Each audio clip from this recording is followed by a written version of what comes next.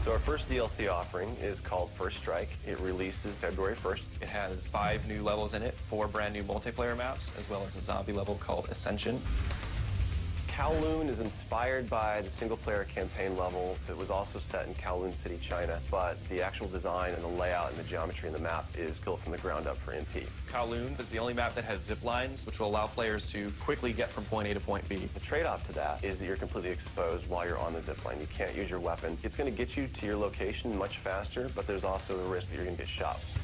Discovery is an Antarctic research station that was a German outpost left over from World War II. The two sides of the map are divided by a deep chasm. You're always kind of fighting for control over that crossover from one side of the map to the other. My tips for Discovery is really just learning the layout of the map, understanding how that chasm can impact the flow of the gameplay, and always being conscious of the exposure that you have to long-range weapons. You might be on a snow bridge and somebody throws a grenade, which collapses the floor around you.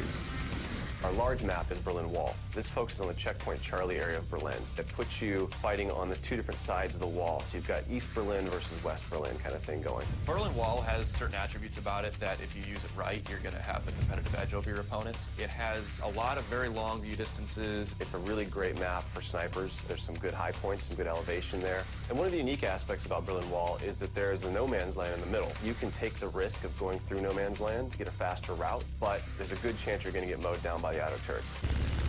The stadium's one of my favorite maps. I am a run and gunner, so I tend to like that map. It's going to provide those close quarter players tight adrenaline, action-packed experience. So never underestimate the value of tactical insertion, and always be checking your corners and realize that these engagement distances are going to be really small, so use that to your advantage. I think it's going to cater to a lot of the players who just like the frenetic style of gameplay that Call of Duty has to offer.